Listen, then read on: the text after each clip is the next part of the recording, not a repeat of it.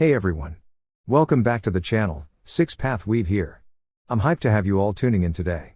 If you've been following the journey, you already know what time it is. Today's fanfic episode is, What If Naruko Became a Rogue Shinobi? Part 9. Before we dive in, quick disclaimer. This channel is all about anime love, creativity, and community discussion. I don't own any of the anime footage featured, all rights go to their respective creators and copyright holders. Alright, let's get into it, starting now. Despite all the battles taking place both within the barrier and across the Hidden Leaf Village, the most intense confrontation was undoubtedly the one between Orochimaru of the Sannin and her former mentor, Hiruzen Sarutobi, the third Hokage. Attack after attack, technique after technique, the two legendary shinobi clashed, neither one granting the other a moment's pause. Orochimaru ducked beneath a sweeping strike from Sarutobi's staff, fully aware that even a single clean hit could shift the tide of the battle. Using the opportunity, Orochimaru moved forward with her sword aimed upward, attempting to strike from hip to shoulder. However, Sarutobi anticipated the move and brought his staff down to intercept the blow. Maintaining his grip on the weapon, the Hokage leapt over it and delivered a forceful kick to his former student's face. Staggering from the impact, the rogue Sannin managed to replace herself with a log just in time, narrowly avoiding a powerful strike from the transformed Enma. Sarutobi, now weaponless, swiftly jumped away from the destroyed decoy to evade another incoming attack. Orochimaru prepared to press forward again when a sudden puff of smoke signaled a new arrival. Enma, now in his true form, struck Orochimaru and launched her into the air before performing a short sequence of hand signs, ending with the monkey seal. Saru style, howler monkey gathering, Enma announced as he opened his mouth and released a piercing screech, momentarily disorienting his airborne opponent. Seizing the moment, Sarutobi hurled a shuriken and quickly moved through a hand sign sequence. Shuriken Shadow Clone Jutsu, he declared, turning the single shuriken into hundreds. Orochimaru, despite the disorientation from Enma's jutsu, managed to evade the attack with a substitution technique. Reappearing with her left hand extended toward the Hokage's exposed back, Orochimaru used her right to launch the Kusanagi sword at Enma. Hidden Shadow Snake Hands. 4 black snakes shot out from her left sleeve, each with a blade-like weapon extending from their mouths. Sarutobi was pushed entirely onto the defensive, evading the swift and relentless strikes. Enma, seeing his summoner struggling, prepared to assist, but had to dodge the glowing blade of the Kusanagi. She's deliberately splitting our efforts, thought Enma, maneuvering around the shimmering sword. Orochimaru knows that together, we're stronger. She's forcing us to stay apart and react instead of control the pace. As much as I hesitate to say it, she's highly skilled to manage such precision under pressure. Orochimaru's smirk widened as she launched coordinated attacks at both her former mentor and Enma. Sarutobi-sensei. I finally have the upper hand, she thought, her gaze flicking behind the Hokage. A clone, concealed among the trees, emerged into view. Orochimaru's eyes gleamed with anticipation. This time, I will end this, she thought, unable to contain a sinister smile. With Karo. The kunoichi from the hidden cloud, Karo, skillfully parried another attempt by Tenten to land a blow. Stepping into Tenten's range, Karo aimed for a clean strike toward her opponent's midsection, but Tenten leapt back, keeping her distance. Taking advantage of the brief break, Karo quickly swallowed a soldier pill to recover her stamina. As her energy returned, Karo glanced around. The invading forces from the Sound and Sand villages had mostly been repelled in this area. Konoha ninja were scattered throughout the battlefield, some engaging the remaining intruders, others focusing on protecting the village leaders and important figures. Even in the chaos, several Konoha shinobi kept glancing toward her battle with Tenten. While it might have seemed like simple caution to some, Karo could tell the difference.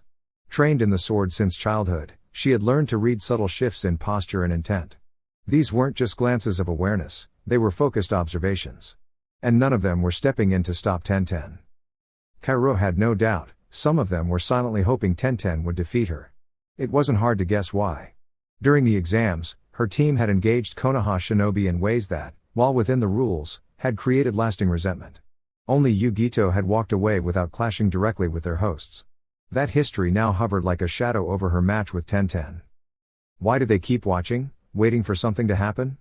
Karo thought as she and Tenten charged toward each other again. Even if I win, the moment I do, someone else might take that as an excuse to jump in. And if they don't, who's to say they won't twist the story later to make me look like the aggressor? Tenten struck with a horizontal slash, pushing Kaoru back until she felt the cold stone of the stadium wall at her back.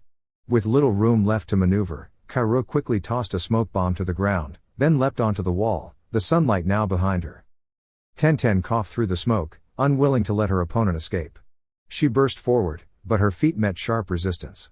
Glancing down, she realized the ground was covered in scattered Makibishi spikes, too dangerous to continue rushing forward. Where did she go? Tenten wondered, her sword raised defensively as her eyes scanned the wall above, searching for any sign of her opponent. What she didn't notice was Kaoru forming a clone, which quickly leapt down and landed with the stadium wall behind Tenten. Tenten turned just in time to see the clone unsheath its katana and swing it in a wide arc. Kumo style, front crescent. A crescent-shaped wave of chakra surged toward Tenten, prompting her to leap up onto the wall to avoid it. That moment of distraction proved critical, as a familiar voice called from behind, lightning style, tunneling surge. Cracks formed rapidly across the stadium wall, stemming from the point where Kaoru's blade had struck. Tenten had no time to respond as the energy surged toward her. The force left her stunned and overwhelmed, her outfit lightly singed and her body unsteady from the impact. As the chakra surge faded, she lost consciousness and gently collapsed to the ground with a soft thud. With her opponent no longer a threat, Kaoru turned and jumped from the wall, landing beside her sensei, who was currently engaged in battle. As she landed next to Daru, she swiftly swung her blade to intercept an enemy trying to sneak behind him. "Nice work, Kaoru," said the wielder of black lightning in his signature calm tone. "Thanks, sensei," she replied, deflecting a kunai with her katana.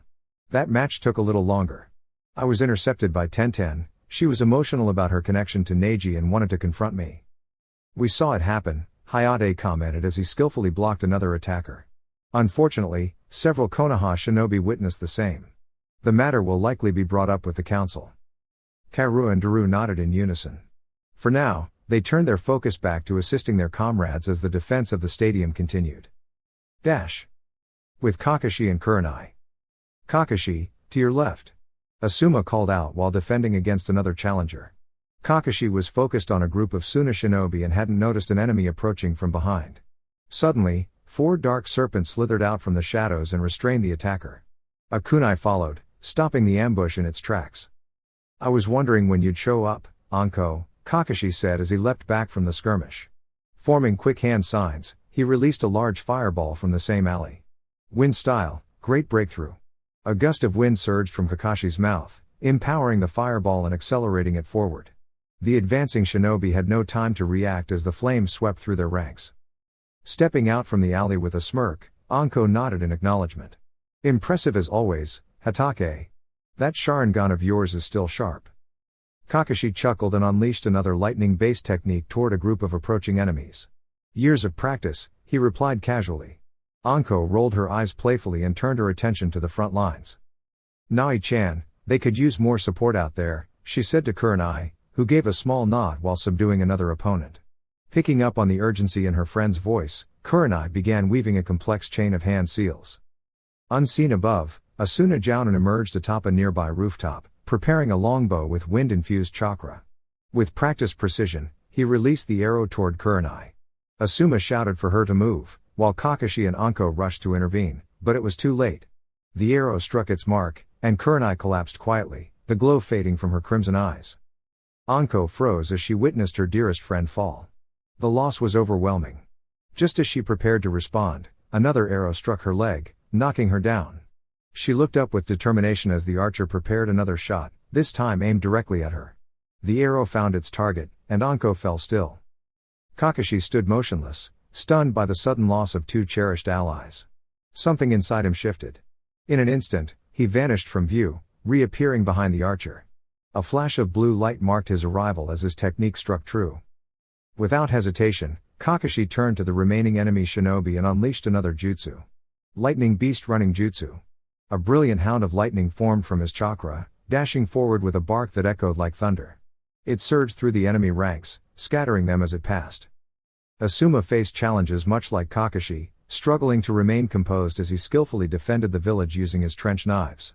A squad of Auto shinobi attempted to retreat, but the son of the third Hokage quickly intercepted them. With swift and precise movements, he disarmed one of the enemies, rendering them unable to continue the fight. Before the others could react, Asuma had already used his skills to neutralize the remaining 3 with calculated strikes, ensuring they would no longer pose a threat. His focus shifted from the scene before him as he sensed an unusual change in the air nearby. As a wind-style specialist, Asuma immediately recognized the signature of a powerful wind release technique. But what truly caught his attention was the subtle sound carried on the breeze, the fine hiss of dust or sand particles brushing together at high speed. That sounds just like he thought, before turning toward the source. Across the rooftops of the bustling village, Kakashi was in the middle of fending off another group of enemy shinobi. However, an Anbu with a blank mask bearing the kanji for root had taken position behind him. Without warning, the masked figure launched a wind release, dust cloud jutsu, a swift and focused blast of wind carrying dust particles, Asuma's own signature technique. That's not possible, Asuma murmured in disbelief as the stream surged toward Kakashi. Kakashi, look out, he shouted, desperately hoping his friend could respond in time. Unfortunately, the wind technique surged forward unimpeded, sweeping past Kakashi and the enemy shinobi with stunning force. Asuma froze in place, overwhelmed with emotion at witnessing such a turn of events. All he could do was hope that his other comrades, Guy, Hayate, and the rest, were still safe. Kakashi. Anko. Kurenai. I'm sorry. I tried my best. Just outside of the stadium. Guy and Lee stood side by side, confidently facing a large group of invading shinobi. The 2 taijutsu experts maintained focused expressions, determination gleaming in their matching dark eyes. Lee, if we can't defeat these opponents in under a minute, we'll take on a special challenge, running across the land of fire using only our hands. Yes, Guy-sensei. Lee replied with enthusiasm. And if we fall short, we'll climb the Hokage monument with our hands tied behind our backs. His eyes shone with youthful fire. Oh Lee. Guy-sensei. Lee. Guy-sensei. The 2 embraced in an exaggerated, overly dramatic pose that somehow emitted the illusion of a brilliant sunset behind them, an odd but harmless genjutsu that caught the attention of the invading shinobi. Many were left so stunned or bewildered by the sight that they froze in place, allowing Guy and Lee to spring into action and quickly take control of the battlefield with precise and coordinated movements. As Guy delivered a powerful yet carefully measured kick to one of the opponents, he caught sight of a silver blur landing on a nearby rooftop, followed by 2 others. With a burst of speed, he joined Lee and used the momentum to knock back another attacker. Lee, Guy said in a rare serious tone, once we've secured this area, we must fall back to the rendezvous point. Understood, Guy-sensei, Lee responded with matching seriousness. What if we're seen by someone from the village? Catching an incoming punch, he responded with a quick counter before launching into the air with a graceful spinning kick. Leaf whirlwind. He called out as the move sent 2 Suna shinobi stumbling harmlessly into a nearby building. Should we be seen, let Kakashi or I handle it. You stay on the move with Kurenai and Anko, said the vibrant, green-clad shinobi as he launched into a graceful flip, landing firmly among a group of auto ninja. Dynamic action. Guy announced, delivering a rapid series of well-practiced punches and kicks, each impact filled with precise, overwhelming energy. As the final strike landed, only one opponent remained standing, visibly shaken. Guy spotted a green blur, Rock Lee, rushing in from the side, his enthusiasm undeterred. Guy accelerated toward the same target, ready to conclude the encounter in perfect synchronization with his student. As both mentor and pupil leapt into a coordinated spin, they called out in unison, leaf coiling whirlwind. The combined spinning kicks met their mark, sending the auto shinobi flying harmlessly away from the scene. Great work, Lee. Let's make our way to the rendezvous point, Guy said, and with a shared nod, the duo disappeared in swift green flashes, joined shortly after by silver, black, and violet blurs moving in unison. Elsewhere, with Sarutobi and Orochimaru. Sarutobi moved deftly, evading the slithering, blade-like extensions from Orochimaru's sleeve. Despite returning to rigorous training during the month-long lead-up to the finals, determined to protect Naruko upon her return, the experienced leader was beginning to show signs of fatigue. I can't allow myself to falter now.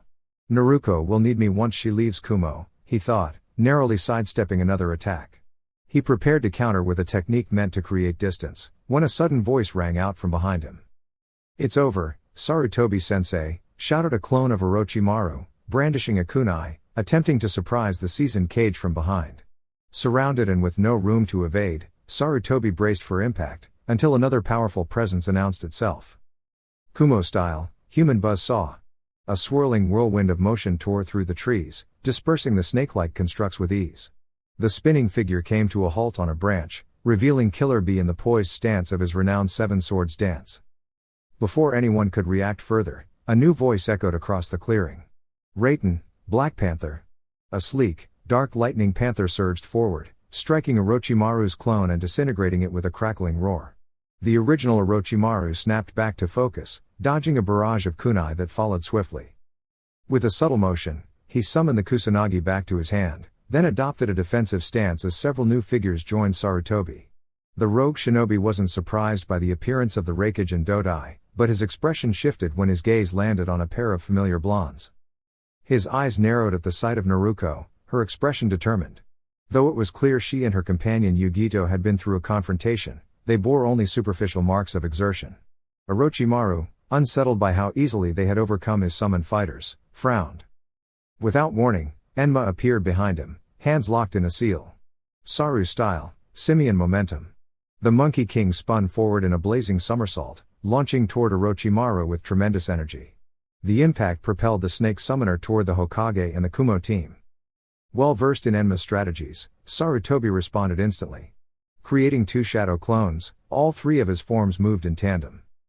Raikage Dono, from above, Sarutobi called out, as he and his clones unsealed their staffs. The first clone struck Orochimaru from above, while the remaining two coordinated their movements to send him upward with a series of precise strikes. Awaiting him mid-air, the Raikage activated his lightning armor, leaping from the treetops. As Orochimaru ascended, swung his arm, channeling his strength into a powerful horizontal strike. Lightning oppression horizontal chop. The impact redirected Orochimaru, sending him plummeting toward the stadium. Naruko and Yugito exchanged a glance, recognizing the signal. They approached the opening in the roof with practiced coordination, moving through identical hand seals. Katen, Fireball Jutsu, they exclaimed in harmony, releasing twin spheres of fire. The attack widened the hole in the stadium's roof, warming the air around them and illuminating the interior. As the flames gently receded, the 6 ninja and 1 summoned companion gathered at the opening, peering down to assess the outcome of their combined effort. The interior of the building had been heavily damaged, scorch marks and soot lined the hallway, turning once white walls into a charred gray. At the center of the blast was a sizable crater, nearly compromising the structural integrity of the floor beneath. However, the individual everyone had been hoping to locate, Orochimaru, was nowhere to be found. He managed to escape, said A, turning toward his trusted blonde kunoichi. Yugito, are you able to sense Orochimaru's chakra anywhere nearby? Upon seeing Yugito shake her head, I exhaled sharply and pressed his hand against a nearby tree root, leaving a noticeable indentation. Glancing upward, the Raikage noticed the barrier that had previously confined them to the rooftop had vanished. It appears he decided to retreat, he said, his tone composed. A tactical withdrawal, no doubt. I believe we should view his departure with cautious optimism, said the elder summoner, known for his wisdom. The important thing is that Orochimaru did not achieve the goal behind this intrusion. Despite his calm words, the Kumo delegation knew the truth behind the attempted infiltration. Orochimaru's intentions were far from unclear, but no one among them was ready to speak of it openly. Now that this incident has been resolved, the elder continued, I must assess the condition of my village. Raikage Dono, will you or any of your shinobi be remaining here? No, I responded firmly. News of this event will spread quickly to the other nations. My prolonged absence from Kumagakure could cause unnecessary concern among our people. As such, my team and I will return to the Land of Lightning within the hour. The other Kumo shinobi nodded in agreement, having anticipated this course of action. Very well. I wish you a safe return, the elder Hokage replied, casting a glance in Naruko's direction. A knowing silence passed between them. The Kumo shinobi exchanged subtle, satisfied expressions, though none spoke aloud. I then addressed his team. Naruko, Yugito, please locate Daru and Kairua and meet us at the main gate as soon as possible. I'd like us back in Kumo before sundown. The two kunoichi responded with synchronized nods and a clear, yes, Raikage-sama, before leaping away to find their teammates. We'll take our leave now, Hokage Dono, I said, offering a respectful bow to the older Kage. Until next time, Raikage Dono, Sarutobi replied, returning the gesture. With that, the remaining 3 members of the Kumo group proceeded toward the village gate to wait for their full team to assemble. Namikaze Compound. Naruko and Yugito landed just outside the torii gate that marked the entrance to the Namikaze compound. Standing off to the side were 8 shinobi, including Daru and Kairo, alongside 6 others from Kumo. Among the group were a pair of twin kunoichi who bore a striking resemblance to each other, their differing hairstyles providing the only clear distinction between them. One twin had her platinum blonde hair pulled back into a tidy ponytail with 2 symmetrical bangs framing her graceful features. Her sister wore her hair in an asymmetrical bob that fell just past her shoulders, including her bangs. Both were clad in the standard Kumo kunoichi attire, a form-fitting gray top that extended mid-thigh on one side, reinforced with mesh armor underneath, a short black skirt, red armguards, tall black boots, and the village's signature flak jacket. The remaining 4 shinobi, outfitted in traditional Kumo gear, stood ready. 3 had the distinctive darker skin tone common in the Land of Lightning, while 1 had a lighter complexion. Their hairstyles varied from neatly trimmed ponytails to practical, spiked cuts, reflecting the no-nonsense style typical of Kumagakure. "Is everyone ready?" asked Naruko as she stepped toward the seemingly empty space beneath the gate to her family compound. A chorus of affirmative high responses echoed from those gathered around her. Placing her right hand gently on the invisible barrier that protected her home, Naruko formed a half-ram seal with her left hand and began channeling her chakra. After a few focused moments, chakra began to shimmer and swirl around the perimeter of the compound. Slowly, the entire area faded from view, as if it had never been there. Slightly out of breath but composed, Naruko approached a large scroll resting on the ground where the house once stood. She carefully sealed the scroll into her jacket, then turned to address her team and her disguised siblings. Please tell me you've figured out a way to disguise your voices. It might raise some questions if 5 of Konoha's most recognized jounin and 1 promising young genin suddenly try to leave the village unnoticed. Oops, I knew I was forgetting something with the genjutsu, replied the blonde kunoichi with a sheepish smile. With 2 quick hand seals and a subtle release of chakra, the 6 disguised ninja from Konoha altered their voices until even Naruko couldn't recognize them. Alright then, if everyone's good to go, we should head for the main gate. Reikage-sama said he wanted to be back in Kumo before sunset. With synchronized nods, the group leapt into the trees, vanishing into the forest without leaving behind a trace. Konohagakure, main gate. The Reikage, A, stood tall before the legendary gates of Konoha, flanked by B and Dodai as they awaited the arrival of Team 20 and Kumo's newest allies. Around them, 2 squads of Chonin accompanied by their jounin leaders kept careful watch, the recent events having left everyone on heightened alert. There was a quiet intensity in the air. The recent incident had unsettled many, and the appearance of 2 mysterious fox spirits within the village, regardless of their intentions, had only added to the uncertainty. Despite the calm on the surface, I could sense the unease among the Konoha shinobi. Interestingly, apart from the guards stationed at the gates, few Leaf Village ninja were visible on the streets. I assumed they were likely reporting to the Hokage about the recent events. A sudden flash of yellow signaled the arrival of Naruko, accompanied by her teammates, and the 6 new members joining Kumo. I glanced at the group with a firm nod and a small, approving smile. "Took you long enough to get here," he said, his tone light but focused. "Everyone ready to move out?" After receiving nods of confirmation from the entire group, I turned and began walking down the path leading north, motioning for the others to follow. "Great. Let's get going, I have an evening training session planned, and I intend to be on time." With quiet chuckles and shared glances, the group of 11 followed the Reikage, quickly blending into the path through the trees that led toward the Land of Lightning. Naruko couldn't help but smile as she moved swiftly through the forest, a single, satisfied thought crossing her mind: mission accomplished. Dear YouTube family. This segment was brief, but there's so much more to come. Stay tuned for the next chapter. Much love, and thank you for being here. With appreciation.